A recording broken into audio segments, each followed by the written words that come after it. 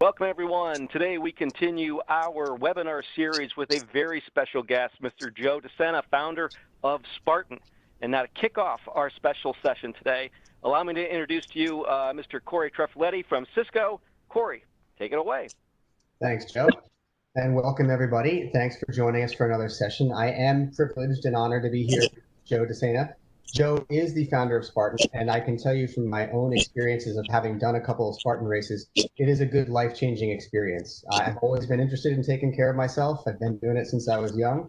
And now that I'm older, it's much more important, and it's also much more difficult to do. So I find having goals and having opportunities to take care of myself in that fashion is extremely important. So Joe, thanks for joining us.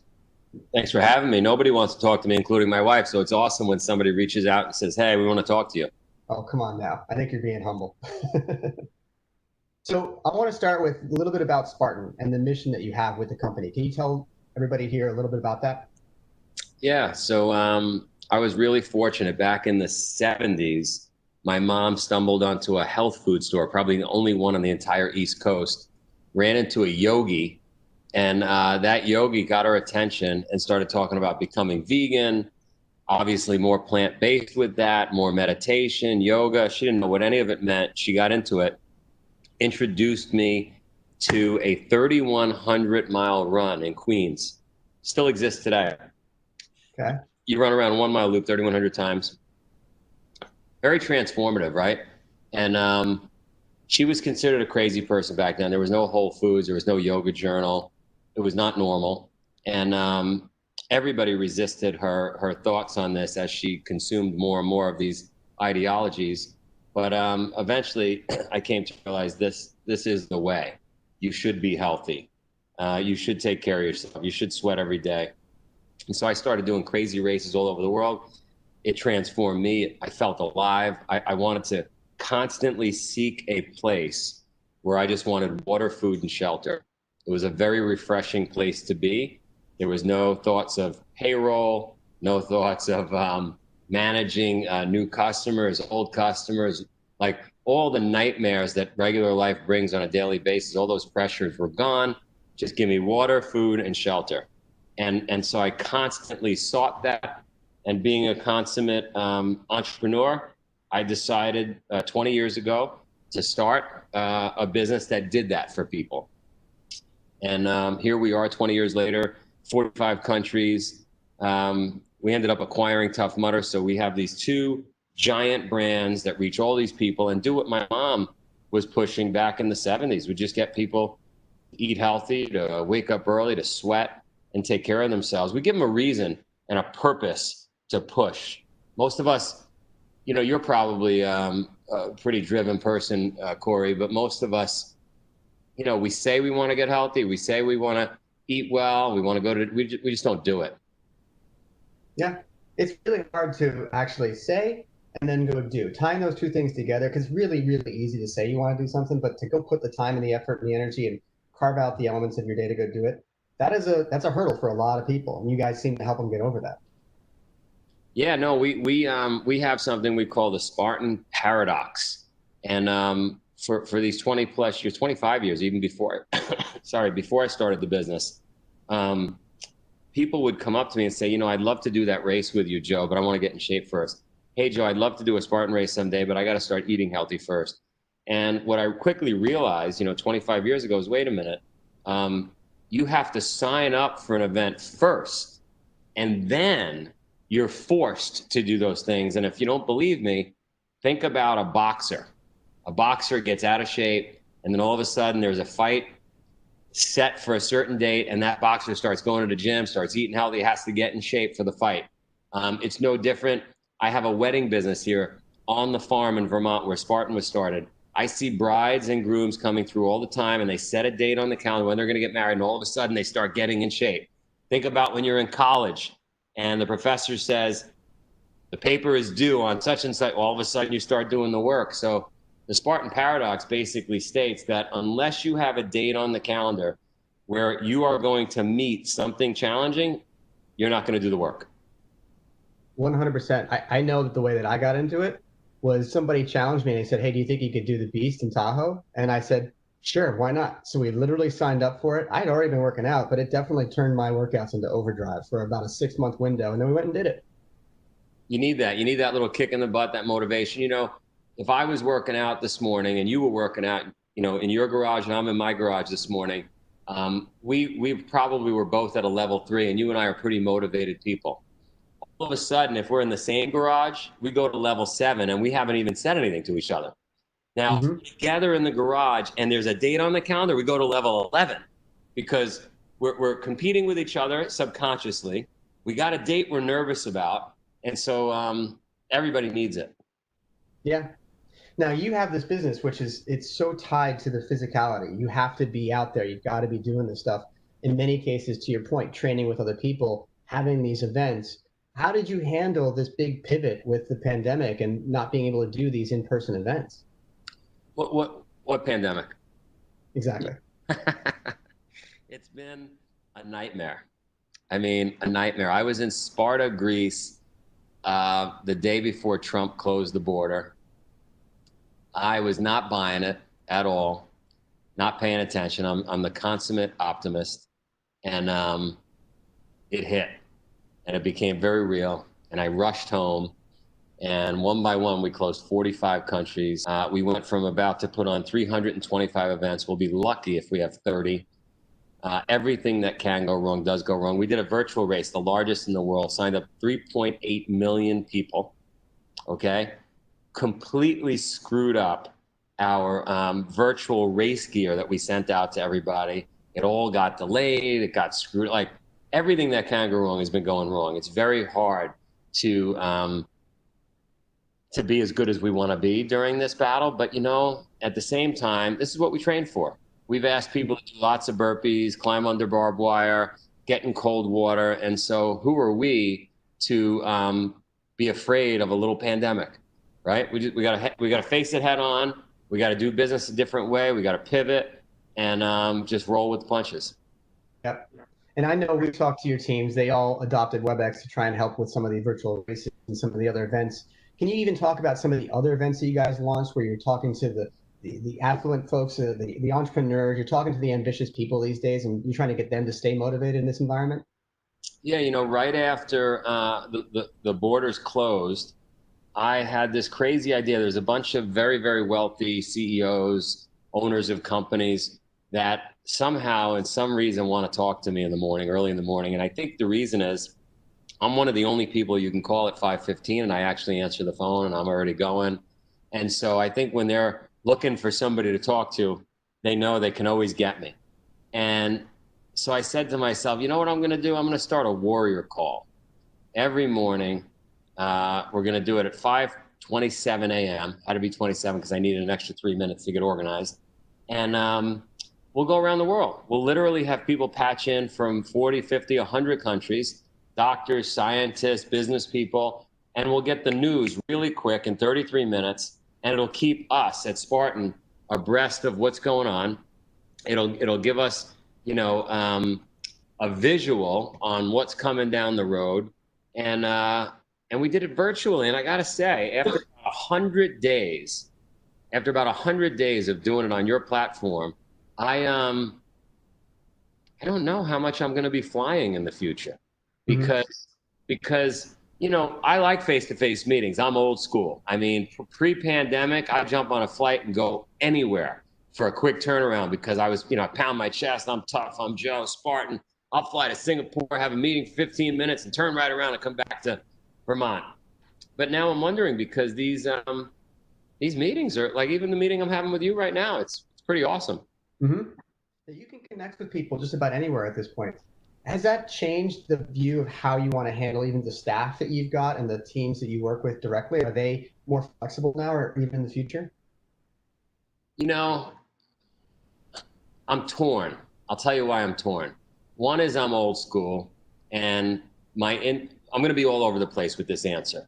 My instinct is if everybody's going to be going to virtual, then I'm going to stand out by going face-to-face. But on the other hand, I could be with my family more and because these virtual, right? So I'm torn there. I'm also torn in that, do we need an office in the future or don't we need an office in the future? But I have to say, as great as our team is, we have a bunch of Spartans working for us. They're animals in a good way. Mm-hmm. It's not the same when you're in the office and there's deadlines, and I just feel like we get more work done. So I don't know. Our landscaper just showed up. Just so you know, I'm on the farm. We have to mow every week 30 acres. So there might be a little noise you hear in the background. I apologize for that. No, we can hear it. Yeah, anytime I'm doing an important call like this, they show up. That's the way it is. It's Murphy's Law. Maybe it's Spartan Law. I don't know. Exactly.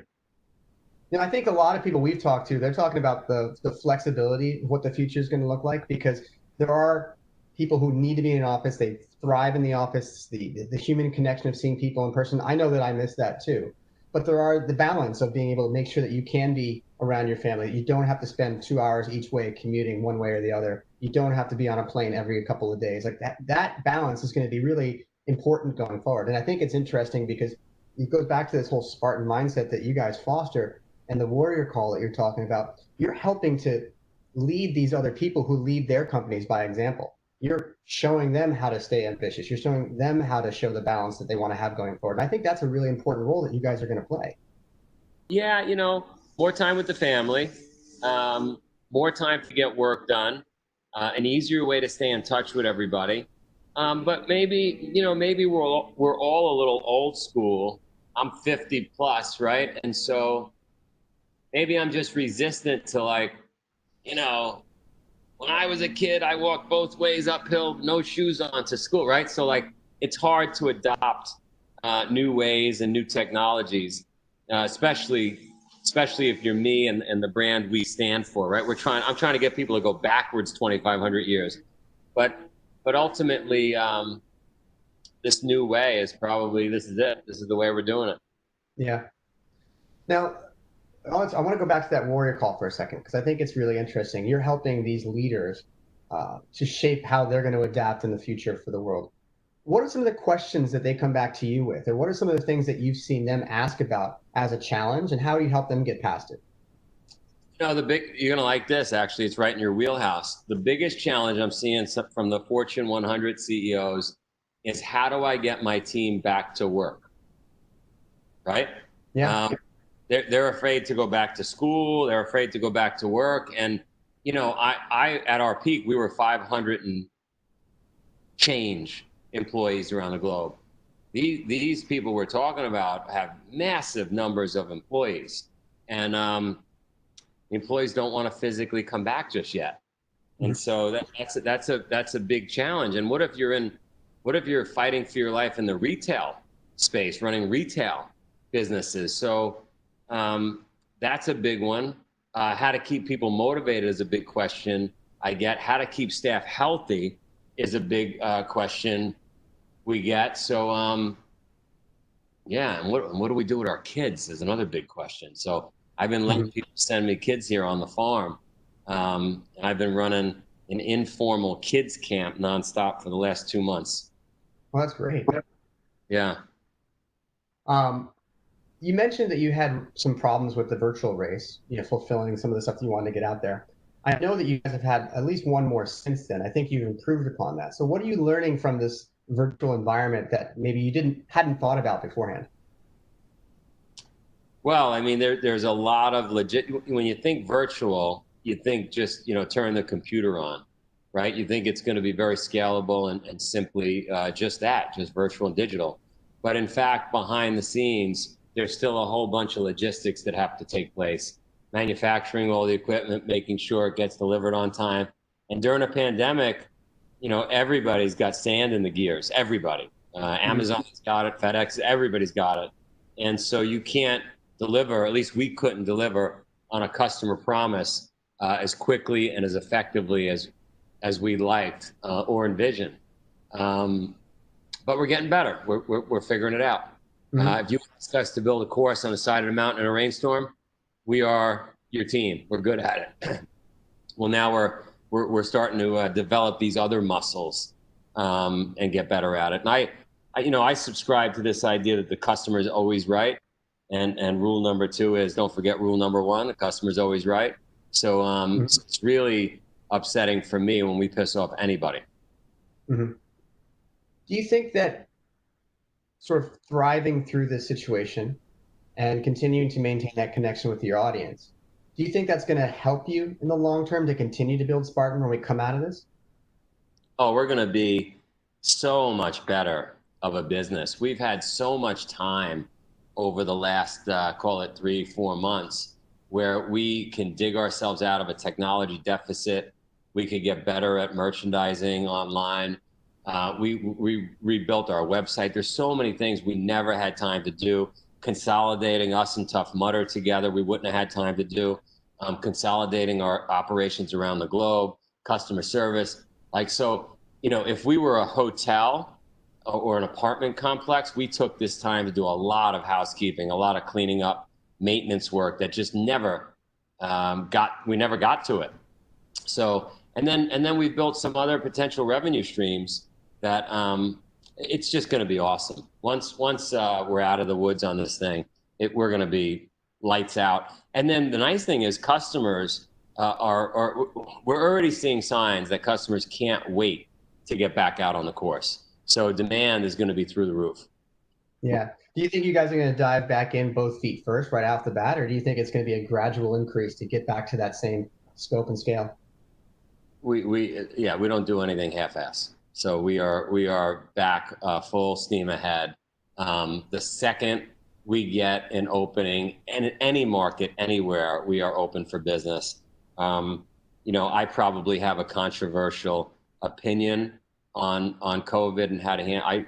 I personally believe there's no way out of this, in the sense that you can't hide in your house from a virus. It doesn't go away. It's not like if we all hide in our house, we wake up one day and it's gone. It's always to be there, and so we have to face it head on. And that's not I'm not making a selfish statement where I say, oh, because I have a business where people are socially undistanced, I'd like to get them out of the course. I'm simply saying we have a vaccine for the flu, and 80,000 people a year die in the United States with that vaccine. Many people don't even want to take the vaccine. So I think it'd be wonderful if we have a vaccine tomorrow. I think it'd be wonderful if COVID disappeared. But I think the more like the reality, and again, you're smarter than me, you're in San Francisco, but I think that the reality is this is something we got to live with. Yeah, I agree. We're definitely going to have to live with this for a while. It's definitely going to change the way that we interact. I've seen people say stuff like the handshake is going to be dead as a result of this. I don't know about that. I still believe in handshakes. I haven't, just so we're clear, and you're going to hate me for that, I haven't stopped shaking hands. I shake everybody's hand. Doesn't matter. Yeah. Well, I can also say you're in probably very good health too, so that's a good thing. I also think that what you guys do is you give a lot of excitement, you give a lot of hope, you give a lot of motivation to people. What kind of things would you say to people who maybe are struggling with this, who don't have that can-do attitude right now? How do you get them over the hump to get them to a place where they can be motivated, they can be ambitious, and they can feel really good about what the future looks like? It's so easy. It just literally requires sweating before breakfast, doing burpees, and taking a cold shower. Yeah. If you exercise every day, you are a happier animal. Look, you cannot argue with this one. We are animals. We're animals.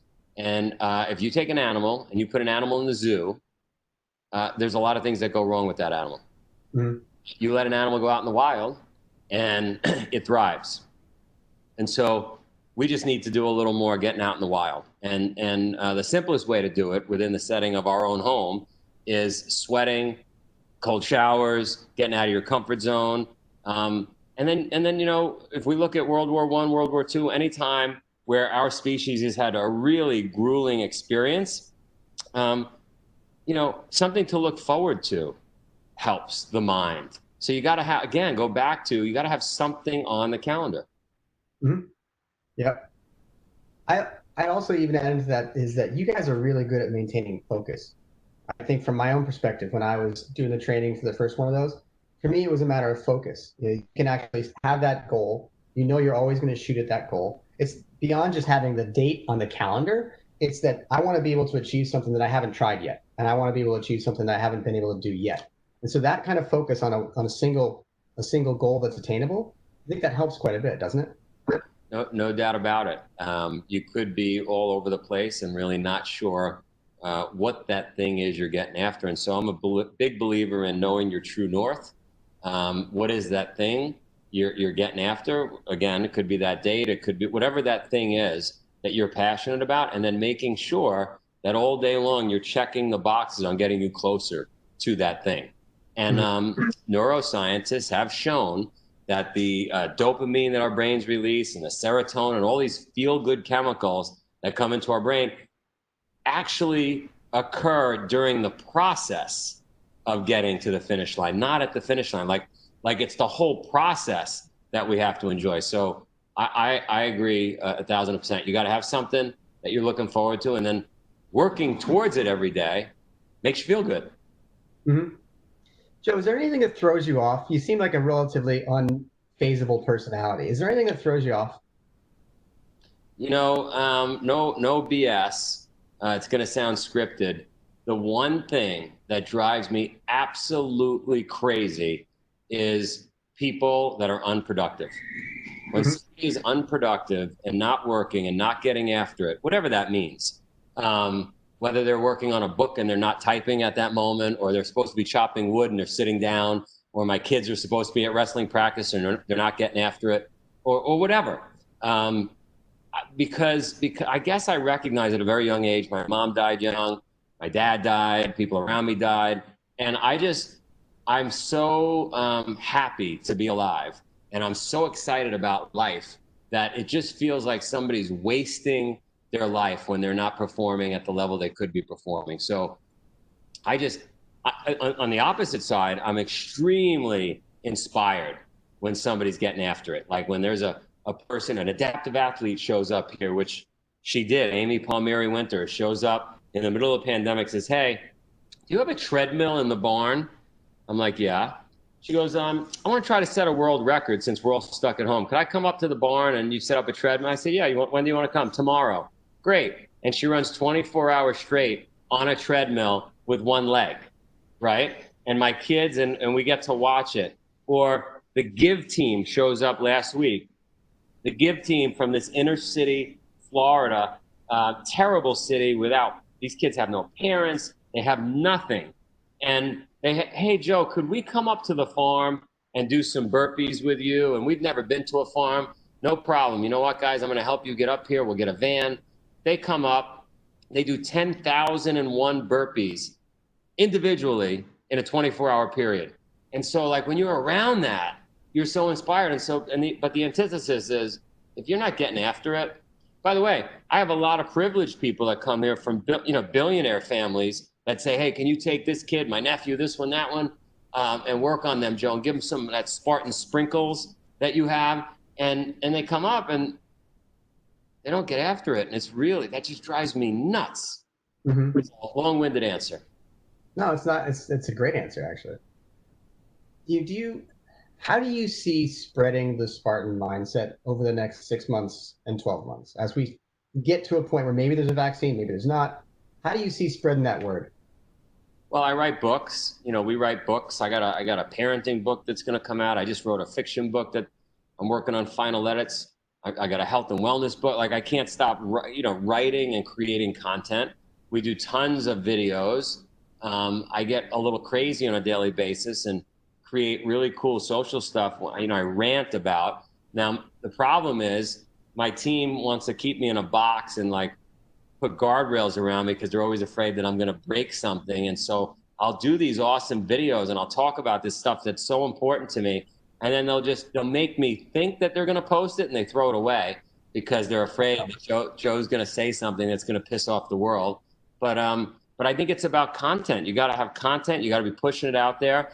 And hopefully, you just never know. You're going to tickle somebody somewhere to get off the couch or get after it or take a cold shower, maybe start a business.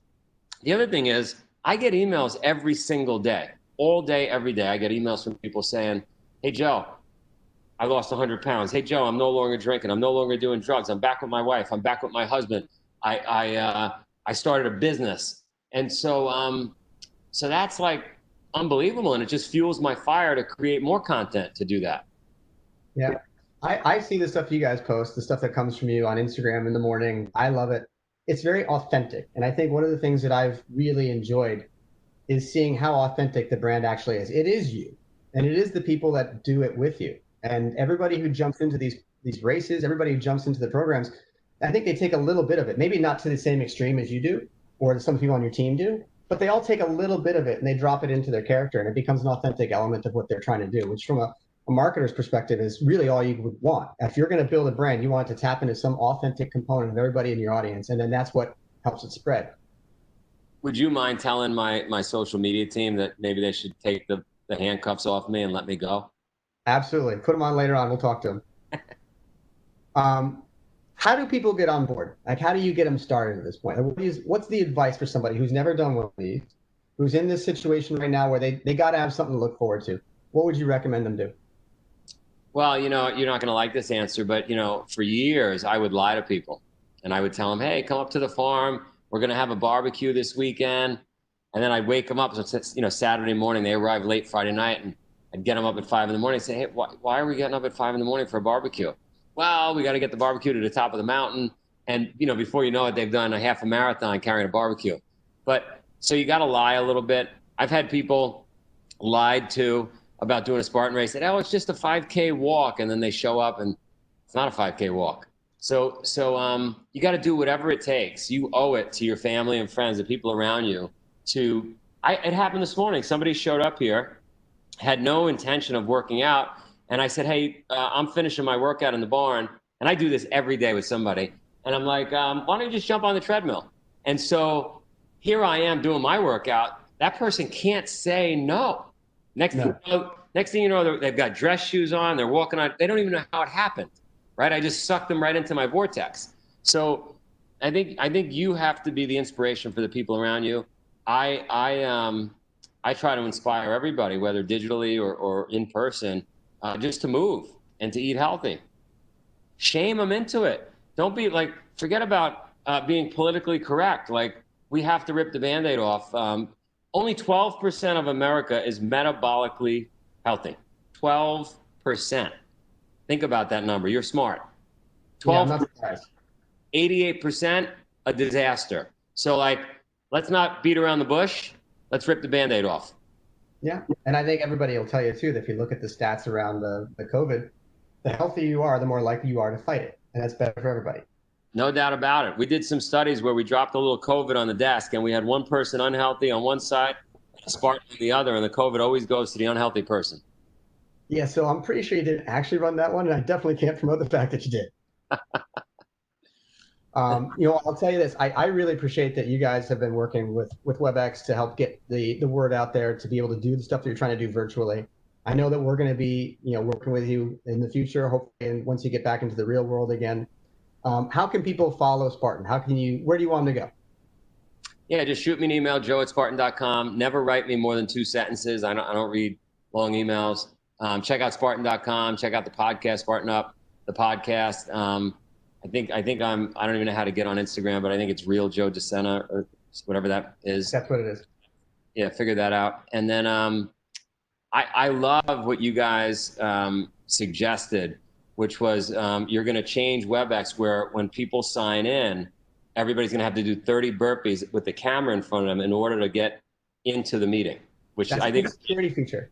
Yeah, I think it's genius. Yeah, new security feature. You have to do 30, and if you want it recorded, you have to do 40. I love that. Yeah, so we're working on that. I'm trying to get the engineers to put it in right now. Awesome. Well, Joe, thank you very much. Really appreciate the time. Please enjoy being out there in Vermont. One of these days, I'm going to show up at your house. I would love it. Thanks. All right. See you guys.